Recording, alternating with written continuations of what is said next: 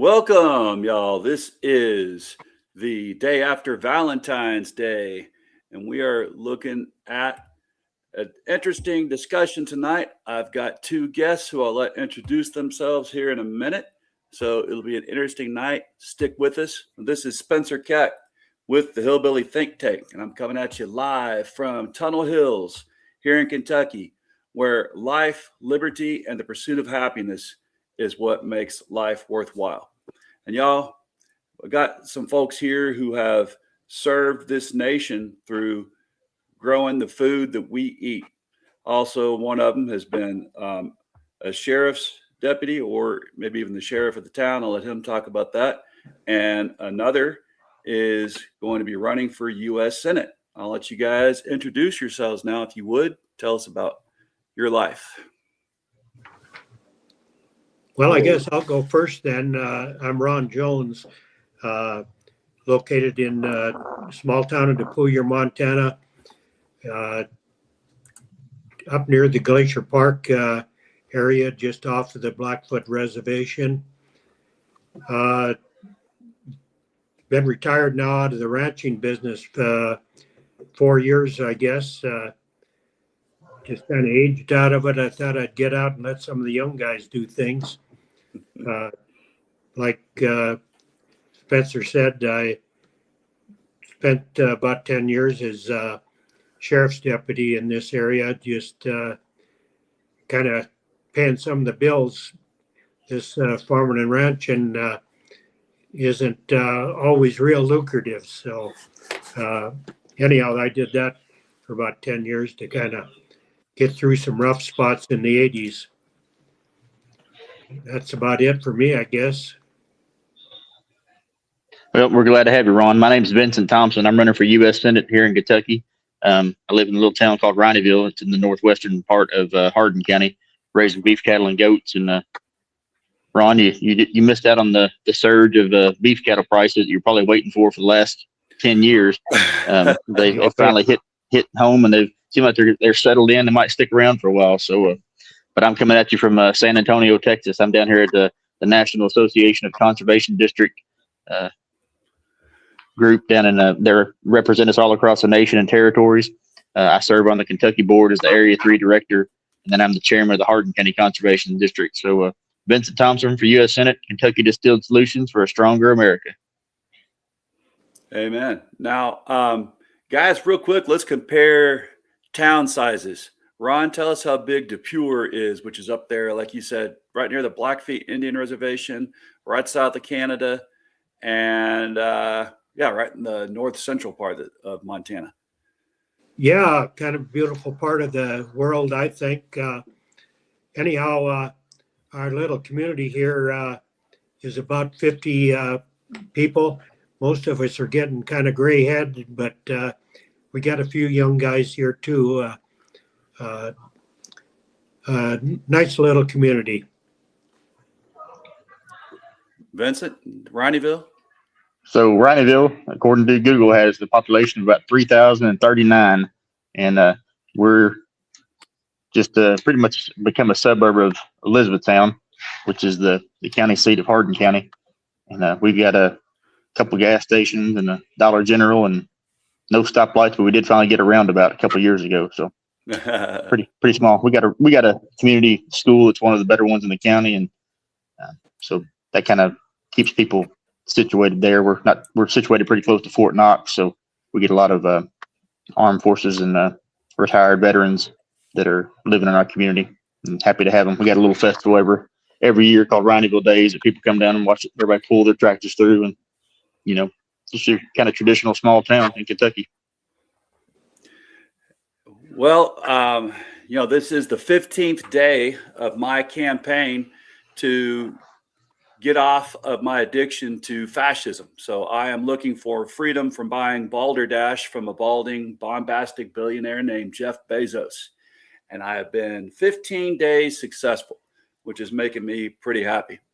But my campaign to replace my addiction to Amazon and to Jeff Bezos is to buy local. So I am really focusing on that. I went to get my groceries at the local IGA yesterday. Noticed I saved a pretty penny that way, but I know I'm buying local when I do so. But the reason I had Ron and Vincent on here tonight is because I know that in order to buy local, I need to support local American farmers, ranchers, and all the folks who give us our healthy fruits, vegetables, grains, and meat products.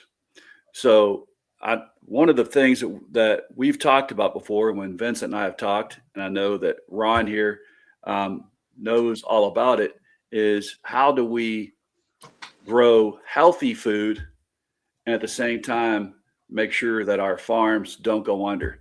So Ron, if you don't mind, tell us a little bit. We were talking previously. You said in addition to, well, actually, just tell me about the grains you've grown, all the different types of animals you've grown at different times on your outfit out there that you had until you sold it recently. Yeah, well, like I said, I was mainly beef, cow-calf producer. We raised the cattle on the place, and pretty much all the inputs as far as feed goes for them. I also had some cropland. I raised wheat, winter wheat, and spring wheat, and also barley, malt barley, and some feed barley was the main crops that I raised. There came a point in time where expensive equipment to farm combines and the new air seeders and one thing another just kind of priced me out of, I didn't have enough acres to justify all that. So I put most of my cropland into hay and pasture situation. And that's pretty much what my operation was. I did take my cattle up on the Blackfoot Reservation for summer pasture. Oh, I didn't know that. Yeah, so that was. Did you have to pay them for that, or how that? Oh work yeah, out? yep. No, I had some folks up there that I leased the grass from and paid for that, and then they pretty much watched the cattle, made sure they were safe, and that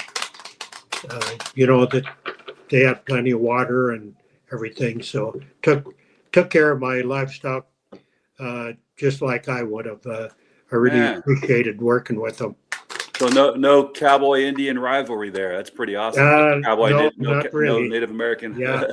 rivalry. That's really cool. I remember one day I was out there. There was a young Native American helping you till the land and bring the hay in and things like that. No, I didn't realize how extensive your relationship was with the tribe. Yeah. No, pretty tight with the folks up there on the reservation.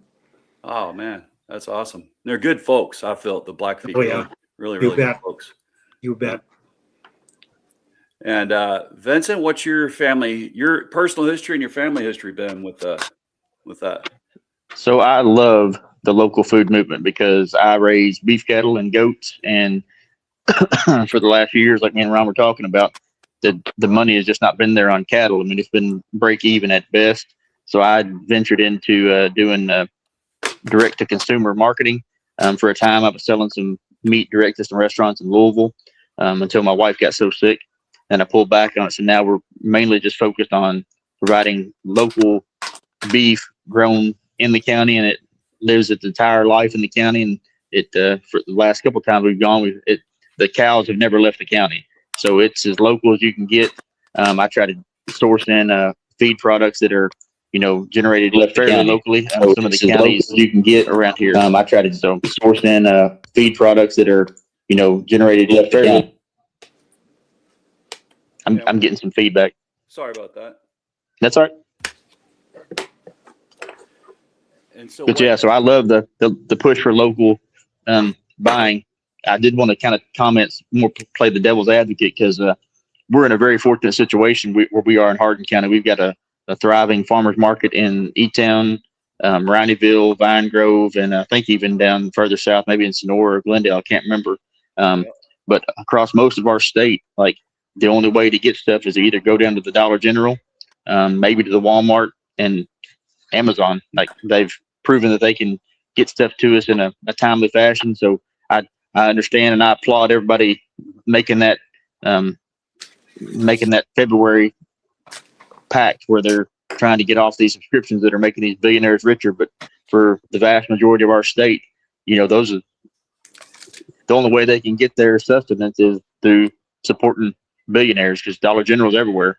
And if you happen to have a Dollar General market, you can get some fresh stuff. But if you've got the regular old Dollar General, you're stuck buying, kind of processed stuff. They do have milk and things like that where you can get it there and you're not going to starve. But it's a really hard ask for a lot of people who are in certain areas of our country, and especially our state, to go off these things. And that's kind of how it was built. They trying to be built to be indispensable, and they've almost accomplished it. So I applaud everybody's efforts for doing it, but just don't look too harshly on anybody that isn't able to pull away from those subscriptions, because I'm sure if they could, they would. Well, that's why I call it the addiction to fascism. I mean, because I know that it's tough, but I would rather have freedom than my ability to order anything I don't need anytime I want it from Amazon. It's tough because, I had to unplug from Alexa, and she allows me to sit out in the yard and on my phone and send a message to, Summer inside the house, telling her what to do. There's a cost to that convenience. Yeah. So, that's the thing. We're killing ourselves with convenience. We've killed ourselves with the convenience of Teflon, which coats our pans and is killing us. But we were sold the idea that we needed it for 60 years. And yet now we've got higher cases of cancer and other plans. Yeah. Same with the plastics. So I just biting the bullet long enough. Ron and I were talking earlier, and I guess now kind of maybe a time to segue into it. If you look at the boycott in Alabama, the Montgomery bus boycott, it wasn't just a day. It wasn't just one day of saying I'm not going to sit in the back. It was over a year of not riding the bus at all. That inconvenienced, the folks who needed to get to work for a year. They needed that job of cleaning the rich people's houses, but also had to get to the point where the rich people were like, all right, I'm tired of having to go pick these folks up because, you were talked about in town if you had a black folk riding in the car with you, Right. So they had to really face their prejudice. Well, I know that Prof G, Scott Galloway, he's on Pivot and the Prof G podcast. I know you listen to him. Yeah, and I was listening the other day. And so he said, if you cancel your subscription to Amazon, on average, the consumer ends up costing them about $10,000. And when that multiplies, like, it doesn't take long for that to add to a 1 or 2% drop in stock price, because they don't have those people just feeding the stream. And so it definitely has an impact. You're good to be doing it. Well, the other one that I was telling Ron about was, Cesar Chavez, when the American farm workers united. You got the Filipino field workers and the Mexican field workers, and there were a few other groups in there, but it was mainly those two ethnic groups that were working the fields at slave wages. Right. That fought. They started in September 1965. They started their strike. Do you know what year that the strike with grapes ended there, Vincent? I told Ron earlier. 1970. 5 years. That's 5 years of not getting paid.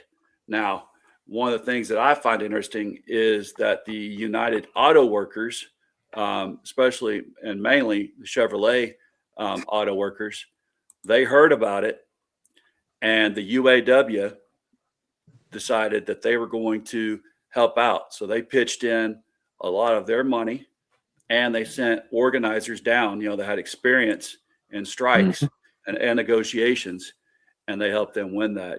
Cesar Chavez and the president of the UAW became lifelong friends until the UAW president passed away in 1970. That was Walter Reuther, I think is how you pronounce his name, Walter P. Reuther.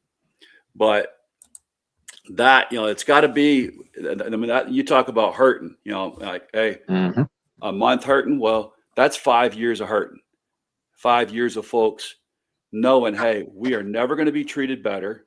Our kids are never going to be treated better if we don't stick to it for the long haul. And it was nonviolent.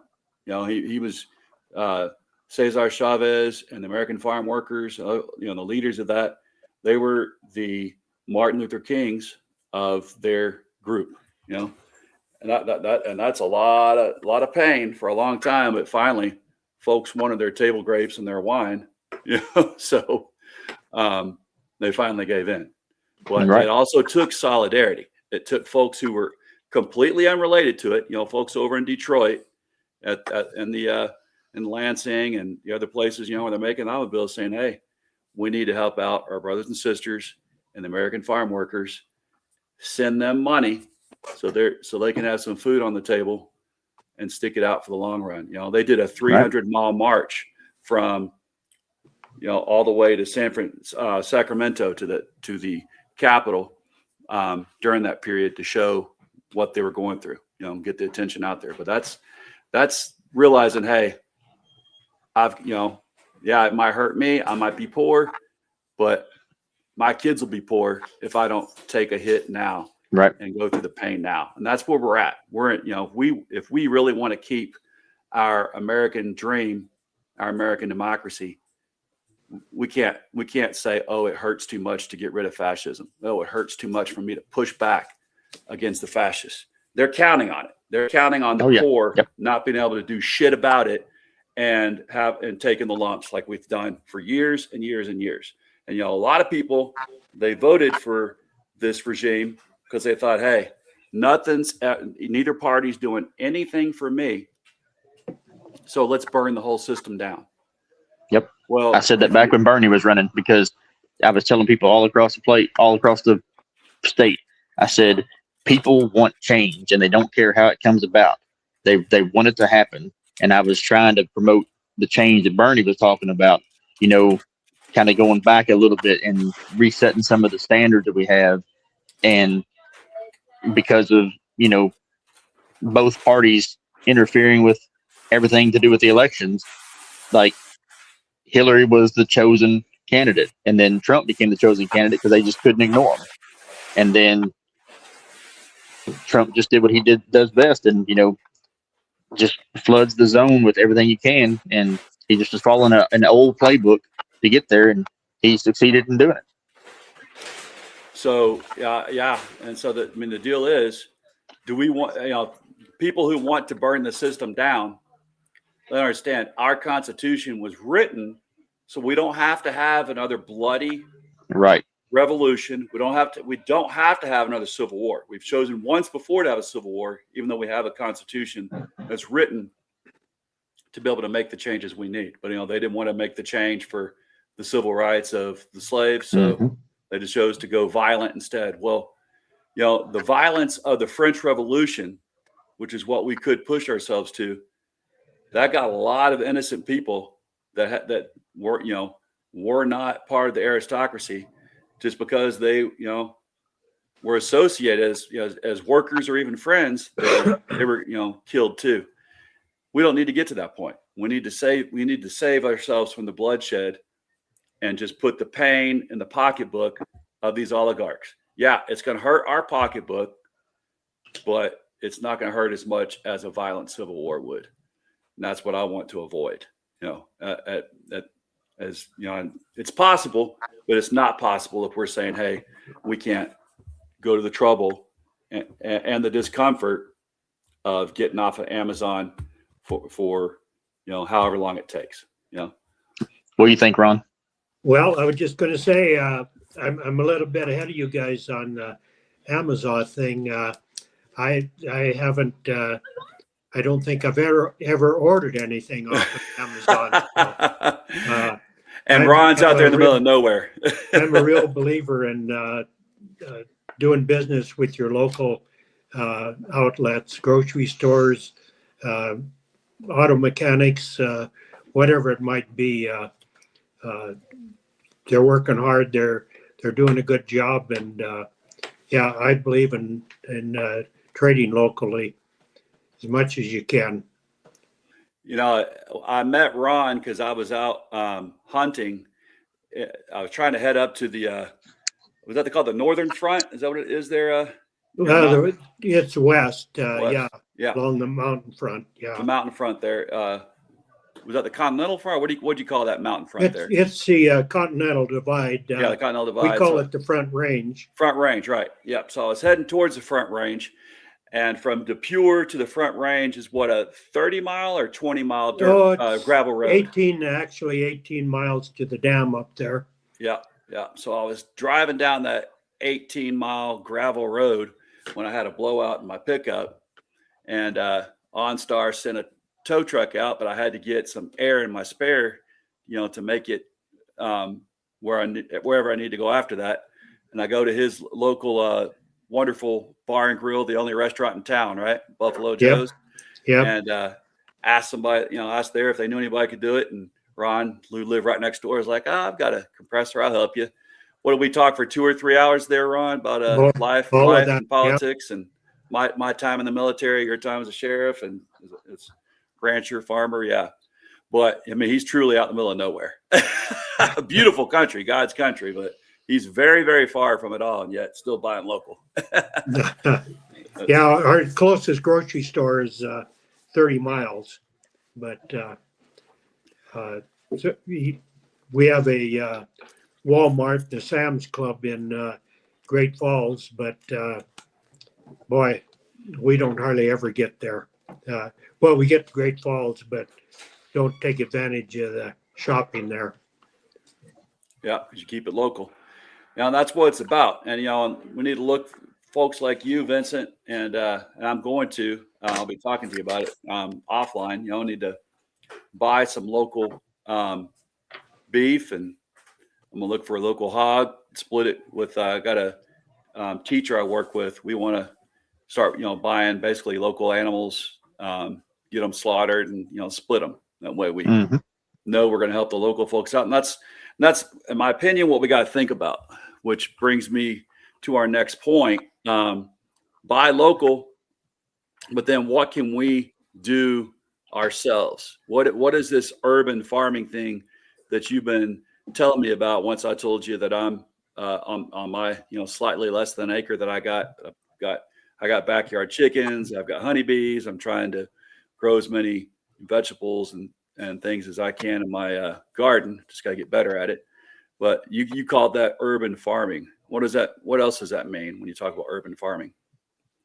So the big push over the last 5-10 years, especially within conservation, there's money available to get these food deserts, as we call them, where they've got some fresh produce coming into these.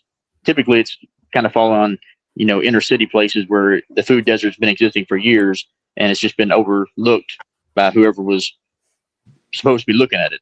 And the money going towards these programs, raised beds, a lot of communities around here, they are like I think in Lexington, they've got a program where if they've got like a condemned house, then sometimes if they've got a strong enough urban agriculture organization to partner with, they can typically get this property and then they can put it in there as a community garden of sorts.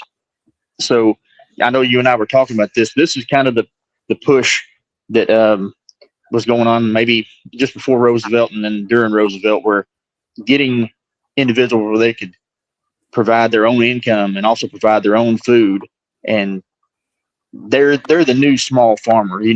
We all have this nostalgic take on the small farmer, and agriculture today has just changed dramatically. Most of it is larger scale producers, and there's nothing wrong with that because we need the food supply. I'm not trying to knock them at all because a lot of them are doing great work with conservation. We work with them all the time, and I'm so privileged to work with them. But the idea of the small family farm is pretty much a thing of the past, and urban agriculture is it fills the void of that small farmer that we thought of, 50, 60, 80 years ago. that just had 20, 30, 40 acres, and they grew enough cows and had a milk cow and had chickens, like you said, and had rabbits, and they raised a good full-size garden, and they canned their own vegetables and put it up. And we just don't have that anymore. And it's just kind of it was baked into the system of how it was going to play out, that as farming gets lower and lower margins, you have to expand, and you have to have the equipment, like Ron said, that he didn't want to invest in because he didn't feel like it was going to be in his best interest. And some farmers have to make that decision.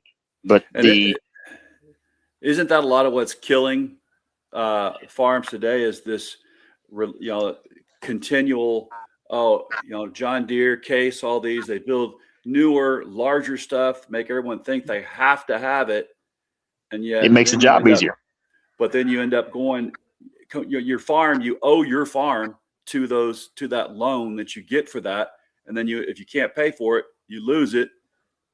Those companies aren't out anything because they're. You need you pretty much need that equipment anymore. Around in Montana here, 3,000 or 4,000 acres is pretty much the average, I think. And to get your crops in and in the spring, get them seeded and get them harvested, you need some big equipment to cover those acres. And so, yeah, it's. And Ron, if you don't mind explaining, anybody that might be watching this is not familiar, because here in Kentucky, we can grow. How many head of cattle? How many acres do you have out there, Vincent? How many head of cattle? I can do a cow. I can do a cow and a calf in a season, and I can usually get by on about 1.5 acres to 2 acres. Yeah, well, up here, you pretty much have 25 to 30 acres per cow. Yeah. Yeah. So that's the huge difference. Here we can, due to having usually in a good year, a good deal of natural precipitation, water, snow, rain and snow. Whereas you're talking, Ron, right now, you guys haven't got hardly anything, right? Right. And it's been that way for 2 years now or more. What? It's all of that, probably closer to 5 years that it's been tapering off. Yeah. Yeah. That's why Kentucky is the largest cattle producing state east of the Mississippi, because we can put so many more animals on smaller properties. People can have that. They can still go to work in a regular 9 to 5 or midnight to noon job, and then come home, take care of a herd of 30 or 40 animals.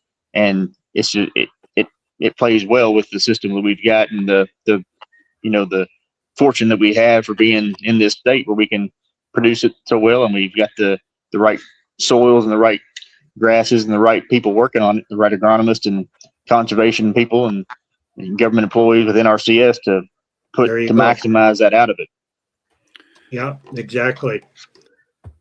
Well, if you guys don't mind, we're about the halfway point. I'm going to take a minute here to remind us all why it is so important that we have freedom from fascism. If we don't get it, we might not have a real midterm election this year, is my fear.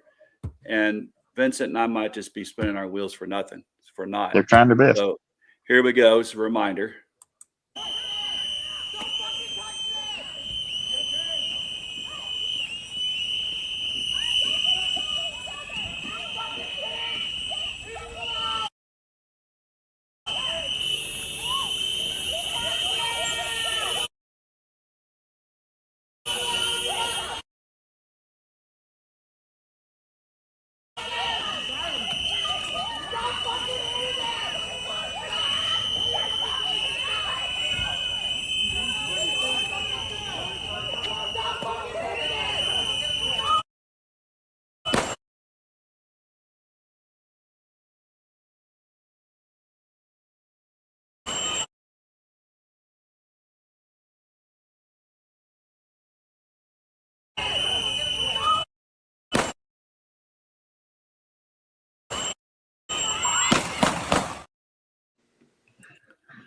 So again, that's my reason for deciding to finally get rid of my addiction to fascism and to Jeff Bezos and all these facilitators of fascism. Ron, one thing we forgot to mention was at one point you did leave Montana for a bit and come back, right? Was it Minnesota or Michigan you went to? Well, kind of a long story, but yeah, when I early 20s and I got married, I've been working on the ranch with my dad, and he was kind of a hard guy to get along with. He said, I told him I was getting married, and he said, "What are you doing for a job?" I said, "Well, I thought I had a place here." And he says, "Nope, I'm not supporting you and a wife and a bunch of kids." So I went back to school and got a associate degree in electronic engineering and worked for a computer company out of Minnesota, and spent some time in Minnesota going through their training programs. And then they sent me to Los Angeles, and boy, I'll tell you, this country boy was lost there. But I traveled all over the western part of the United States, actually troubleshooting and repairing large mainframe computers. Put away a little money all the time and thought I'd get back to farming and ranching. And finally, it come to a point I just decided, I guess it's time. So I put together a little land and the money I had, and found out pretty damn quick I didn't have near enough money. But that's kind of the reason I had a deputy job. I worked in the oil fields, road construction, anything to kind of pay the bills. It was long hours and hard days, but it was well worth it. Made it work. What time frame was that when you were getting into computer programming? In early 70s, the computers, let me back up. That was in the 60s, up until about 74. I spent about 10 years doing that kind of work. My dad went to work for L&N Railroad, and he was a computer programmer. They were dealing with the tapes and the mainframe. He said the one floor was completely a mainframe, and now we got the same power or more power in the palm of our hands. But Exactly. He helped them get that instituted for them to scan the barcodes on the rail cars, and then he ended up working for Ross Perot's company EDS, which did government contracting, and then they moved off to Indiana, and they moved off. He had the opportunity to go to Australia or Indiana. He decided to stay put on the farm, and then he ended up retiring from Dow Corning, which was a merger with Dow Chemical and Corning Glass, doing silica. So he did all that while still maintaining at the time he had 145 acres and still raising cattle and some row crops. So I applaud you for your contribution to where we are today with all the internet and everything, because you had a hand in that. Oh, yeah. Sometimes I wonder whether it was good or bad. Yeah, I think that's a question now. Yeah. Ron, so I don't know if I understood correctly then. So are you saying you bought the ranch that you sold recently? You bought that yourself? That wasn't your dad's?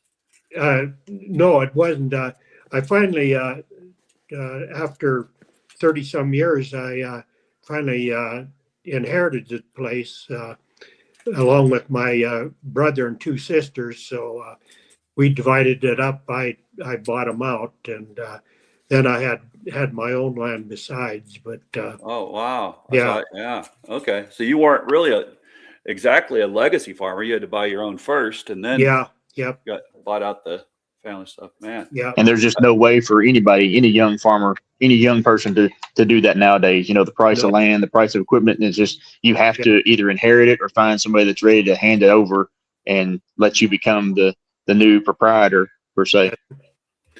Exactly right. Yeah.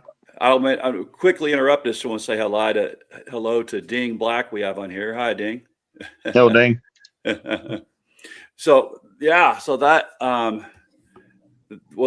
knew your story, but I didn't quite understand the part about you having to buy your own place there. Oh yeah, quite some time. No, man. So well, I started out leasing land, and then I was able to buy some, and kind of, like I say, it was a long haul, and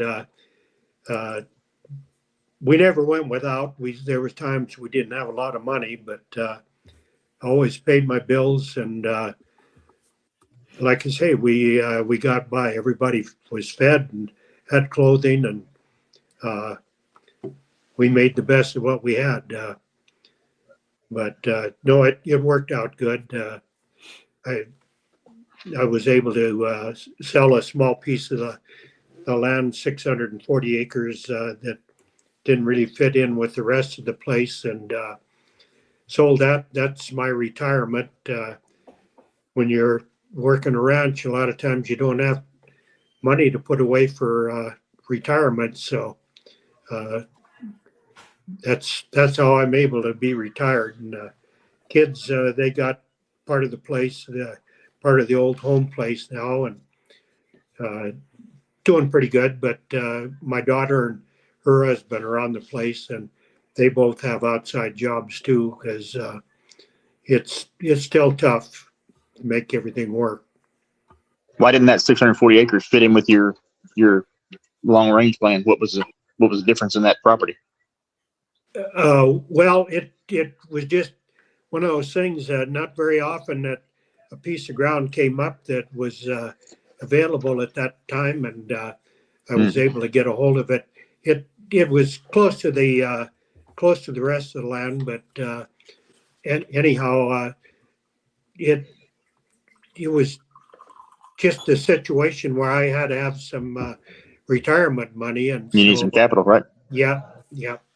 So Well, that kind of brings me to another one of my thoughts is, and Ron, since you did spend that time in Minnesota, if you could, maybe you were a little more familiar with this because you're politically astute, just as much or more than me. I think we need a Democratic farmer labor party, or the Democrats need to become that, just like they have still in Minnesota. Minnesota, you bet. Which we need to understand, we're not each other's enemies. Right. Democrats, yes, there's some socially progressive things that Democratic Party believes in, but that can't be our only brand. We've got to get back to where we are.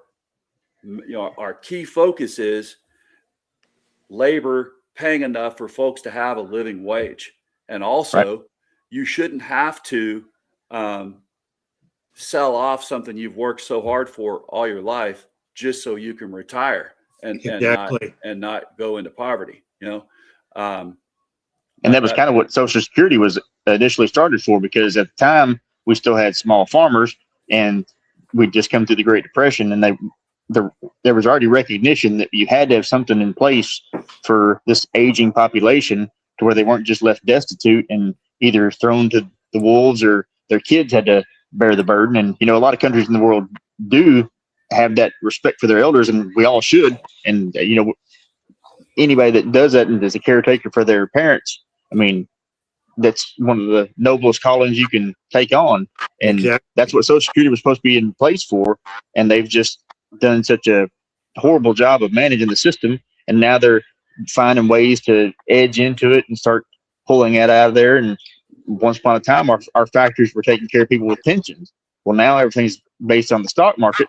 And the only thing that rules the stock market these days are AI companies and your fascist type companies that are pushing out any monopolies, essentially. Yeah, we're not supposed to have that. And from what I understand, Finland took our Social Security system and made it way better. If you live over there, they have a I think 30% maybe tax rate, but at just about everyone's middle class. There's not the enormous disparity there is here in this country. And when you pay your taxes, you know that you're going to have a real pension, a real retirement, guaranteed in your elder age. But they also, from birth to death, have universal health care. Right. So you don't have to worry about going into debt if you get, debilitating disease where you can't work anymore. So as long as you're working, paying your taxes, you're guaranteed you'll be healthy. And if you're not, if something happens that's uncurable, you'll be taken care of. Your family's not going to go destitute trying to take care of you, but also you will have a real retirement and you won't have to sell off everything you have. From what I understand, everybody over there has their summer house and their winter house. Mhm. That's how solidly middle class they are. Do we have that here? No. Well, Ron, Amazon, through the recent stuff, they were at around a $9 billion tax bill.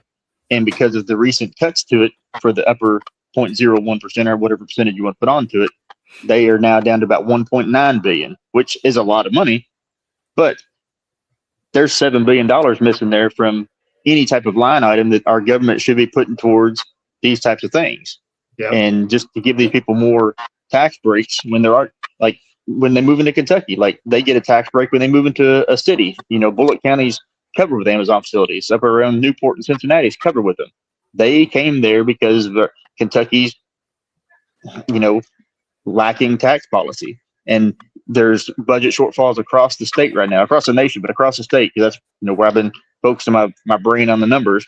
And all these shortfalls should be being paid by those companies that are making far too much money. Exactly. Yeah. Yeah. And for sure. Yeah. Let's see. We got someone else on here. Let's see what they have to say. First Gen Nerd. Hello from Lexington. Yeah, I'm new First here. Gen Nerd. I saw you were a fellow Kentuckian, immediately subbed. All right. Well, thanks for stopping here. We're talking about Kentucky labor, Kentucky agriculture, national labor, national agriculture here. First Gen Nerd. So vote for Vince Thompson, U.S. Senate. First Gen Nerd. There you go. Yeah. And if you were in Hardin County, I'd ask you to vote for me for magistrate. But yeah, statewide, you can vote for Vincent. So what did you see? What was the difference, would you say, Ron, when you were in Minnesota? I know been back in Montana for years now, but did you see a difference in the Democratic Farmers Labor Party than just the regular Democratic Party is nationwide? Well, yeah, I wasn't there long enough to get. I was only in there 2 years, so I wasn't able to develop a lot of connection with the Democratic Farmer Labor Party. But what I did see of it, they were very effective in their legislation, and they just had a strong party, and were able to do things for the state and the people there that I was impressed by. Like I say, at 2 years in the state, I didn't have a lot of time to really get involved directly. But yeah, and you say your 20s or 30s at the time? Yeah, early 20s. Back in the 60s. Yeah. Yep. So what I'm thinking we're talking about needing is a new frontier for agriculture. This urban agriculture, the mini farms, doing like I am. I'm I'm in the county. I'm not in the city of Elizabethtown. I'm right on the edge. Right by my back door is a big old farm, actual working farm with cattle on it. But then all around me is a neighborhood. I got neighbors to my left, right, in front of me. Just regular folks with a patch of, probably like me, acre, 2 acre acres, something like that. Yeah, well, less than an acre, probably the rest of us. But I'm still growing chickens, bees, got a garden. I do plan on getting into the rabbit production again, because I did that as a youngin' in Arkansas, Montana, all over when I was growing up, Kentucky a little bit. But this new frontier in agriculture, I've looked at Detroit. They've lost, gosh, how much of their population since the 60s, 70s up to now? They've really shrunk in size severely. It's a urban wasteland. You look at some pictures of neighborhoods there. It looks like about as bad as some of the places I've seen in Afghanistan after the war. But they're reclaiming. Maybe you've heard about this, Vince and Ron. Reclaiming actually whole swaths, whole neighborhoods, plowing them under and trying to reclaim that soil and actually have a real they're a case study agriculture. Of urban agriculture. They're really putting the work in, and they've got, it's locally led groups that are implementing these changes, and they're utilizing funding that is available, grant programs through organizations like NRCS and probably some of the conservation districts up there, because, conservation district, our primary purpose, we were brought about after the Dust Bowl to protect soil and water. And water, of course, Flint, Michigan had all that deal with the lead in the water not too long ago, and it's always been an issue up there. And it's just, locally led groups that are instigating this change for the better. I mean, for all the terrible sites that you've probably seen, you've probably not seen as many of the good sites and some of the programs they've got going on with rooftop gardens and just trying to get some fresh produce available to their local citizens. So look into that as well. Yeah. Well, what do you know anything about it, Ron? No, I'm not too familiar with any of it. I know what you're talking about with Detroit. I've seen a documentary on some of that stuff, and it's amazing what they're doing. My concern is with the administration we have and the legislator in DC. They're cutting back on all these grants and yes, sir. all these kind of programs that are helping people right on the ground and giving the tax breaks to these billionaires, millionaires, taking it away from people that could make use of it. It's sad to see. Absolutely. But I just, I think if we want to reclaim our health, we've got to look at alternate ways than just the, industrial farmers.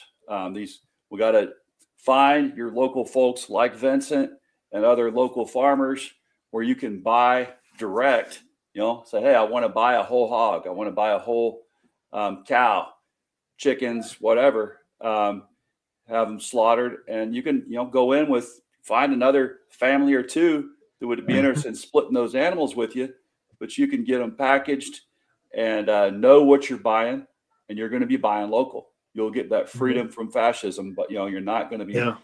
No, I did that when I was ranching yet. People would ask if they could buy a steer, and typically they would split it with someone else. Two families would buy one, and each take a half and have it processed. We have a family about 20 miles from here that does that. They would come right out to the ranch. They would shoot the animal, gut it out, and he had a hoist on his truck. He'd lift the animal right up into the back and take it to their processing center, and then hang it and cut and wrap it to whatever specifications the person that bought it wanted. It works good. Oh, it does. And I knew a guy there in Billings, Montana, when I lived there, who would do that for my deer, but I know he did that for cows and all kinds of other, like you're saying, ranchers and folks that bought from ranchers all over the place there. And it's just think about this. So I looked into this. I was trying to do all this myself, and just like we were talking about, the entry into farming is so expensive. When I was looking into this, which is probably going on 10 years ago now, to get one of those mobile trailers that would be USDA certifiable and compatible was about $500,000. So that, like you said, that fella hauling it in his truck, that probably wouldn't fly today. But we have to have some type of local initiative where people can get it processed, because there's a shortage of processors across the state of Kentucky. I'm sure in Montana as well. And we're fortunate where we're located that we've got several within decent range that you can have some options. There's a little bit of competition, keeping the prices down. But a lot of these places across our state, and I know yours, it's not only a food desert, but it's a grow your own food desert as well, because you just don't have the access to get to these places and get it done properly. Exactly. That's it. Well, real quick, let's look here. First, Gen Nerd said another thing here, because I'll be the first to admit that I don't know a lot about ag, but what I do know is that there used to be a lot more farms. And growing up in Mount Sterling and Moorhead alone, and Moorhead's where my mom, dad, and brothers went to college. My dad didn't finish due to his military PTSD. Just wasn't quite, he was a genius, but couldn't stick it in there, it seemed like. But Moorhead, Kentucky, man, it's really been been thriving, even though it's town. Oh, I don't know if it's as big here as Elizabethtown is here yet. Maybe it is. But they had, unfortunately, I don't know if you guys saw this at all on the national news, they had this huge hydroponics greenhouse that I can't remember if it was JD Vance or which one of the guys was investing in it. And it turned out that that they promised it was going to be lots of jobs. Turned out they were abusing the work hours. That when Mitch McConnell came, they hid all the immigrants they had working in there because they wanted to talk against it and saying that they were just, that they were hiring locals, but they were not paying very much at all, harsh work conditions, and they went under. It was supposed to have been something that was going to grow quality food, year round right there in the area. And that's just, and they're just, those kind of things are dependent upon the H-2A program where it brings the immigrants in and they're on a legal visa to be here. Like that's what tobacco is still grown in Kentucky. Most of it is harvested and put up by those workers that are on the immigration program. Yeah. And they're a vital part of the system. Yeah. Even when it was, when tobacco was king here, that was, the way it was for years and years. But think about here in our county, we got so many farms being dug under, subdivided. Yeah. And we're just losing so much quality areas to grow healthy food in. That's something this nation's going to have to look at, eventually. It's like, if you're going to live in a city and you're not going to plant anything in your huge backyard, what's your backyard really for? To look like a golf course. Yeah, to look like a golf course. And that was you could have lived in a condominium complex on a golf course, save land, and not lost all this farmland. What do you think, Ron? I know you see some of that in Montana too. Yeah, there is. And the thing that bothers me a lot is these subdivisions seem to grow in some of the best croplands down along rivers and streams. And why in the hell they can't put them up on a rocky hillside? Exactly. But, why can't they? Because it's too expensive to blast a basement. Yeah, but they want that easy access. They want that beautiful, pristine. They're selling a dream. They're wanting to make sure that it's on those places that look beautiful. But the problem is, it looked beautiful because there wasn't a bunch of houses there.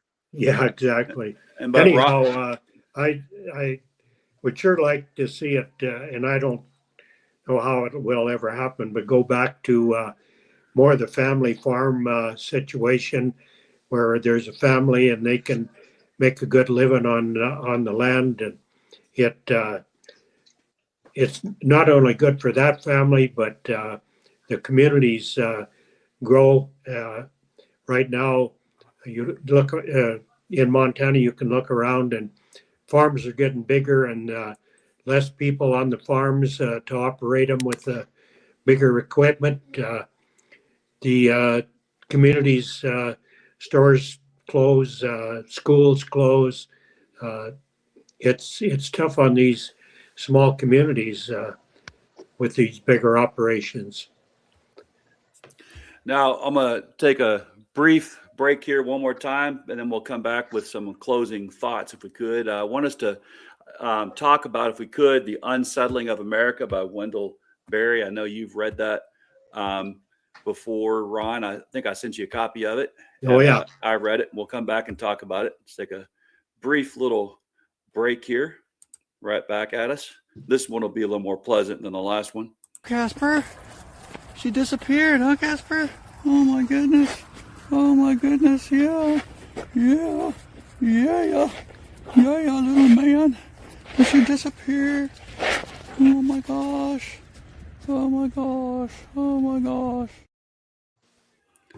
So, that's my best little friend there. I got a question. What's that white stuff on there? So that was that foot of ice, snow, ice, and snow we were talking about. Yeah. Lasted longer than we're used to, the stuff that you need over there. Yeah. So Ron, you're talking about taking up all the good farmland along the rivers and such. And yet, and the thing is, as you were talking about earlier, for anybody who wasn't on here, we need all that land out there, or you need that land in Montana, because you're not getting enough rain anymore. You have to have, what do you say, 3,000 or 4,000 acres to grow as many head of cattle as Vincent could grow on 150 acres. So what do you see in the future if we don't get our water situation right in farming in Montana? Well, a big part of Montana is dry land crops. And so I don't know, there's a lot of argument about climate change and one thing and another, but I believe that humans have disturbed the weather patterns. I've never seen nothing like this in my life. But anyhow, with other things, irrigated crops, there's a lot of irrigated ground in the state too, and of course that's dependent on Mother Nature. Again, this year they say the mountain snowpack is average or above average, but we still got several months of winter here, and hopefully we get more snowpack, but we pretty much depend on Mother Nature all the way along. So there's not a lot you can do about that. You just have to anticipate things and pretty much use weather history and history of where you live to determine your crops and how to go about the next year. And how deep do you have to drill for an aquifer down there? Pardon? How deep do you have to drill a well to hit the aquifer? Well, to get a good well to do any irrigating, you'd have to probably go down 1,000 feet. Right. Wells, just for domestic purposes, you can hit water usually at 100 feet in that area, but and it's enough for domestic use, but right. Wouldn't be enough for irrigation. We can run our wells or our pumps for our waterers on the farm, and we probably need to be a little bit deeper. But like you said, that we're probably closer to, for industrial water is going to be half that or less, just because we're over top of Mammoth Cave and it's just an entire karst system full of water, and so we can get to that much easier and with less expense as well, get to that same level. So that's just another drastic difference between us. I wasn't sure how far down the main aquifer was in Montana. Yeah. And that's one thing we were talking about before the show, is that enormous aquifer that's under that part of the West, where he is. Mm-hmm. It's being rapidly depleted by industrial farming of corn. So one of the things that, he doesn't grow corn, and they don't grow corn out where he is. Ron said you said you're talking about Nebraska and Kansas and going down to Oklahoma and all the places. It still stretches over to Montana too, or the part that he's in, not the mountains. He's in the eastern part of the state. That's quite a bit more arid on the east side of the Continental Divide. But Ron, you said you grew winter wheat, rye, and barley.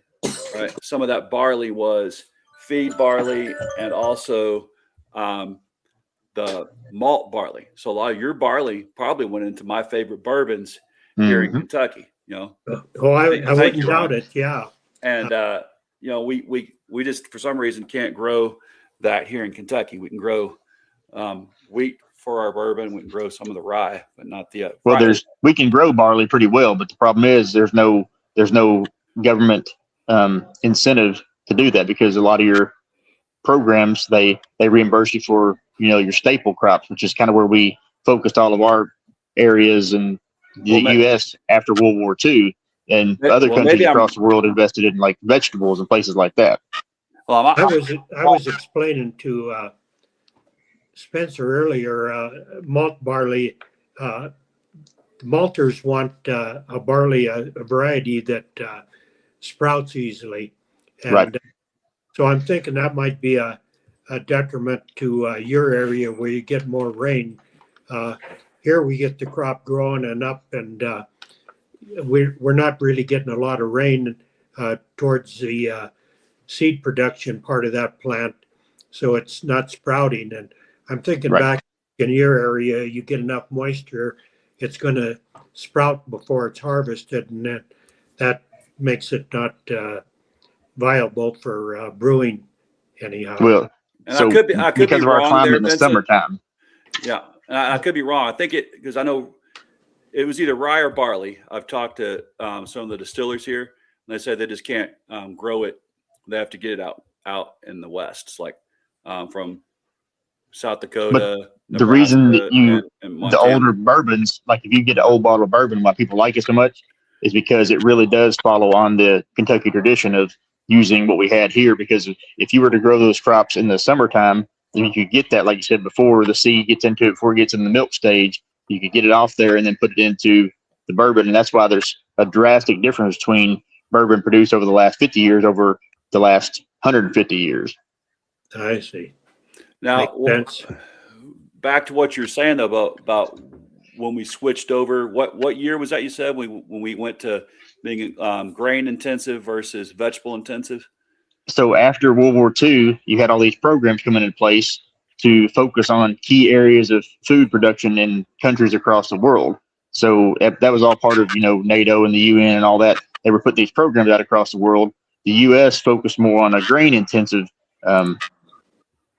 path, and that's why corn. So if you really learn the nature of the word corn, it actually means the largest produced grain of the day. So along in our history, wheat used to be called corn, whereas now we call maize corn because it's our primary factor in agriculture.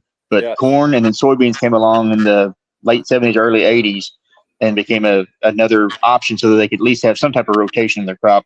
But most farmers used to put out corn and wheat all the time, and we were contributing to the wheat production. Of course, we can't compare to places like Ukraine, which are just the wheat. They're the breadbasket of the world. But we were able to do that because farmers used to grow. That's why we don't see as much sorghum production. We don't see as much barley production. We don't see as much rye. Rye is more of a cover crop now, or a grazing crop. So it's all because of those programs that are in place through USDA that incentivize farmers to grow those same crops because they're predictable, and they also are. There's so many uses for corn now. When they pull out the maltodextrin, when they pull out the corn syrup, they can make ethanol out of it. It's such a good crop to have, and it's so diverse. But that also means that the programs are going to incentivize people to grow those. But it's also extremely water intensive. It is. So that the aquifer that we're talking about there in the West, and fertilizer intensive. Which is another part of the same discussion. So we're depleting the water in the aquifer that took thousands, not millions of years to get underground out there in the West, emptying it out. California has emptied theirs out that they've dropped the ground level has dropped because they've emptied their aquifer out so much. Not necessarily a bigger problem here in Kentucky, but there are. It's happening though, because we're having sinkholes falling in all the time because we're, especially in Hardin County, because the water is being pumped up out of it's a spring right down the road from us, and it's supplying water for probably like a 6-county radius. Not completely, but it's contributing to their water supply for their public water source. Oh yeah, well you remember when the Corvette factory fell into the sinkhole right out there in Bowling Green. I mean, not the factory, the museum. But so there are other crops that we grow here in Kentucky, and I was talking to Ron to see if they could grow it out there, which is sorghum. Sorghum is not water intensive. It came. I didn't realize until I was reading this in the school that where I teach English. It came from Sudan and Ethiopia originally. Not water intensive, but you can actually use the grain for food. So you can make actually the syrup, the sorghum syrup, which is far healthier than corn syrup. Doesn't cause the obesity and the cancer that corn syrup does. You can use sorghum for sweetener, and you can use the grain for feeding animals. Very healthy, high protein, and it's really good for humans. And it doesn't have the husks that corn have. But again, this is going to take a new frontier in agriculture. We're talking about a shift that we need to do. We can do it if we're willing to. But this urban farming, back to it, that we need to fill this hole that we have of not growing enough fruits and vegetables in this country. We don't have enough vegetables grown. We have vegetable farmers. If they suffer a drought, they don't get the subsidies that the grain farmers get regularly. Exactly. At all. Whereas other countries in Europe, a place like that, they have these programs. It's a more diverse field of agriculture, to where the government steps in and said, well, there's a reason why this happened. It probably wasn't due to neglect. It was a disaster that happened, and they have programs in place to do that. And I'm not saying that the U.S. doesn't do that, but we're on the path to doing it better. But like I said, when all this was implemented years ago, it was put in place to really sustain the grain market, because we needed it for livestock production, and we needed it for base level production for having starches in our diet, because people might not get all the nutrients they need, but they're not going to starve. Yeah. Well, can you talk to us about what you mentioned that corn needs a whole lot of, besides water, you say it needs a lot of fertilizer. So these industrial fertilizers, when that washes off into our aquifers and our lakes and streams, I mean, that's not helping our fish and our water supply out that we drink, is it? So through conservation practices, we've been working with this for years through our organization, and it's a much better situation now than it used to be. That the barren zone of the Gulf was due to not just to, but had a key influence on runoff from farms going down the Mississippi River to the Gulf, and making that dead zone right there where it killed like all the mussels and the small vertebrates and things like that keep a healthy ocean system afloat. And through years of work and through, Kentucky was where no-till was invented. So you're not disturbing the land as much for erosion. You are, and that's part of the reason why industrial fertilizers and herbicides and pesticides are used, because we can manage those on the ground through good conservation practices of building up organic matter. The organic matter absorbs more of the nitrogen from the fertilizer, and it also takes on the role of filtering out some of those pesticides and herbicides we put on them. Now, that's not to say some of it doesn't go in the water source. It does, but we also have systems in place for the municipal water supplies to filter that out. Well, I've gone across the river in Indiana and seen whole fields full of just a whole. It's covered in, was it nitrogen that they put out there? Or what do they put out? I mean, can you walk barefoot in that without, danger?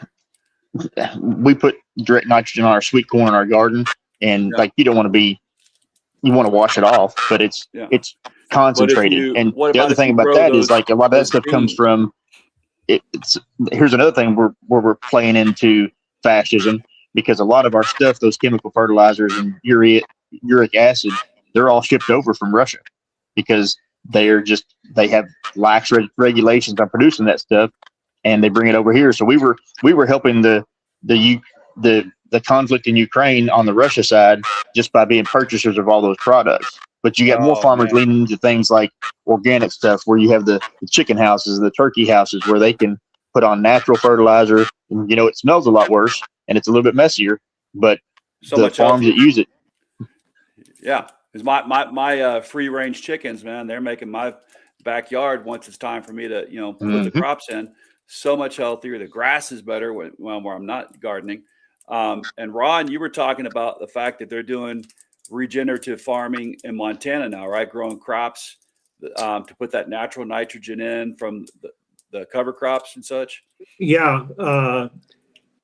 Since I quit raising crops, the farmers in the area have pretty much gone to a lot of pulse crops, peas, beans, canola. The peas and beans, of course, are nitrogen fixers, and so they leave nitrogen in the soil for the following crops. So the farmer doesn't have to buy quite as much nitrogen to feed that crop. So there's quite a bit of that anymore. A lot of those type crops being raised here. And they utilize a lot of the other stuff that's been put in the soil too. That some that stays in the soil and waits around or can just evaporate in the air. Yeah, exactly. And no-till is another big thing that's Yes, sir. come into the crops anymore. Do you guys mind? I'm extremely interested in that. Last year or the year before, I went to the National Wild Turkey Federation's banquet. They have a veterans breakfast on a Saturday during that banquet down in Nashville. I went to it yesterday also because I was determined to go back to I think it was either the conservation district had a booth there or the USDA did about the no-till. I mean, even in my own garden, that's what I'm starting to do because they showed how if I left the natural grasses and things that grow in the garden or have a year-round production of like cover crops that I can keep the soil from washing away. The soil retains its nutrients that my other plants like the tomatoes and Organic matter growers need. Yeah, it keeps that stuff there without washing away. And you were talking about the houses. Go ahead, Ron. I was just going to say you need that organic matter to get back in the soil to regenerate things naturally. Yeah. And going back to what we were talking about with the houses and the big yards, like they're taking their organic matter off. They don't want to see the leaves on the ground. They don't want to see all the stuff growing up. And you took the words out of but then they had to put fertilizer in the yard. They had to put pesticides and weed control, all those kind of things. I never have to do that because I don't rake my leaves and take them away. I mulch them. I mow them up and mulch them. So I'm constantly getting that organic matter along with the chicken excrement. But, I didn't want to brush aside a comment you made before we leave here. We've gone a little overtime about enjoying it. Just little things we do. Farming can unwittingly be tied into fascism. You just said using the uric acid and would you say nitrogen also? Shipping it over things from Russia. Most of that stuff is coming from Russia. Yes, sir. And that paid for them to be able to kill the democracy in Ukraine. Man, see, I know a lot of connections that seem disconnected, disparate, but that's one I didn't know about. That's appalling. I'm glad you're here to bring that to our attention. Oh man. And I don't remember where I read that, but I'm reading all the time. I'm still reading that agrarian socialism book about the farmers in Oklahoma, and back when we had small farmers, they could almost unionize because you had these smaller groups that needed to benefit from each other to do it. Whereas now most of our agriculture is through larger producers. And again, there's nothing wrong with that. I want them to succeed, but that's the reason why we don't see as many you don't see as many farmers leaning into the Democratic side of politics because it's not in their interest because they're trying to maintain larger plots of land and keep it in their family, just like everybody else wants to do. Like what Ron wanted to do. He was expecting his dad to have it in his name, and that's just kind of part and parcel for our history. With it, you do something for your children so that they have something to move on forward. And right, that's the main thing with conservation. We're taking care of the land to make sure that our children can farm it as well. And the only thing we're not making more of is land. So that's why we need this democratic, in my opinion, democratic farm labor party. Get the family farms, the urban farmers, the small farmers united with us, to fight, to push back against the industrialization of everything, which is, isn't that what our book talked about by Wendell Berry there, Ron? The industrialization of farming being our downfall. Yeah, exactly. He covers it pretty good, and he's got some good ideas there that are age-old systems of raising crops that we should probably still utilize more. And if we could do that, we got school programs, where I teach in a school in Louisville, Kentucky. And, right now we know that this current administration is trying to get rid of the lunch programs, the breakfast programs. A lot of these kids, they don't get meals when they go home. They'll get 2 meals a day. That's their meal at school. They might even go a whole weekend without a meal or a full meal. But if we actually could bring in urban farming, reclaim these areas that are just lying in waste. In Louisville, we're not quite as bad as Detroit, but we got sections of Louisville where houses have been left abandoned for a long time. We could tear them down and start working on reclaiming land there to have farming inside our urban areas and grow the food for these schools, for these kids, But Fellas, it's good talking with you, but I got to get to another meeting. Ron, it's a pleasure to speak with you, and hopefully I get to talk with you more sometime. Heck yeah. Yeah, you bet. Well, I appreciate it, Vincent. Let's all vote for Vincent for Senate. Appreciate it. Yeah. Good talking to you, Vince. And Ron, Yes, sir. we'll let you lead us out here. What are your final thoughts of what we need to do? Thoughts on what we need to do? Boy, nobody's ever asked me that question. No, I don't know. It's like I said, I'd like to see things go back to smaller family type farms. I don't think that's ever going to happen now. It's kind of gone past that point, but most of the farmers in this area are doing a good job. They're of course, they've got a lot of money invested in land and equipment, livestock, and so it's not a shoestring operation. Most of these guys are educated and are doing a good job. I just hate to see too much expansion. Like I said, it's kind of tough on the smaller communities. It's very tough on them. We don't need to see our smaller communities all die. That's the thing. We need to have.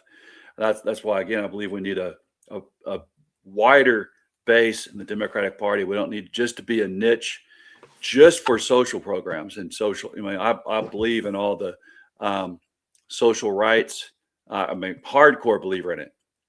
But I think if we can't bring other folks in, labor and farmers, we'll slide into fascism and we'll lose, the favorite programs that the Democrats are always fighting for. We can't just be a one issue or two issue party. And I think that's I think both parties have become that. Oh yeah, no doubt. I think the guardians of the pedophiles, they're just there to guard the interests of the ultimate rich, no matter what they do, which is why I call them the guardians of the pedophiles. And they'll act like they're guarding gun rights and guarding us from gays and transgender people. Well, I have no fear of my gay neighbors and transgender neighbors, but I do have fear of fascism. And I do have fear of the rich preying on my children and getting away with it. I think that's far more scary than having a neighbor that's gay or transgender, knowing that a rich person can get away with all that evil. Yeah. Well, y'all, I would say that, let's see. Got one last comment here. Thanks, y'all. I've learned a fair deal today. Definitely doing my research on Vincent and look forward to have a new candidate to consider. Several new names this year, and that's exciting. Yeah, we do have several new names here. And he also says it's always the people who are insecure in their own sexuality and masculinity. Yeah, absolutely. Just look at the vice president. If you can't, you need a better, I think Saturday Night Live did a great skit on that when they called his wife, his beard. If you didn't see it the other night. Ron, I think we've done a good job tonight. I really appreciated having you on here. Okay. But first, Jen Nerd says I'm a he. LOL. It's okay. And it's always good talking to you. I miss being able to visit with you in Montana. I hope you'll come over here and visit me one of these days soon. I'd sure like to. Love to show you, introduce you to Vincent, sip some bourbon with you, go to the horse races, wwhatever. Yeah. Oh yeah. The land of, the original land of Lincoln. So take you to his birthplace, not far from here either. But y'all, it's time that we remember here in Kentucky, united we stand, divided we fall. That's on our flag. That's our motto. But we have to love our neighbor as ourselves in order to truly be united. There you go. We can't be looking to tear each other down every chance we get. It's what unites us. we can work through the other stuff, but what unites us? And I think that is our love of our family, of our land, of hard work and good ethics. And so we need to get rid of anybody in office that doesn't love all those things. It's got to be about everybody's life, everybody's liberty, and everybody's pursuit of happiness. We can't guarantee happiness. We can guarantee that you'll have the right to pursue it as you see fit. Yep. I agree 100%. Yeah. So if you'll vote for me for magistrate in Hardin County, I'm going to fight for our local schools, for our road, to have great, good roads without potholes that tear your axle out, and for great emergency medical services. And we know that we need county parks. We've got some great town parks and city parks in this county, but we need some county run parks for everybody and good transportation for everybody so we can get around. Ron, I'm going to close us out with a couple of tunes and a hilarious dogs romping around here again.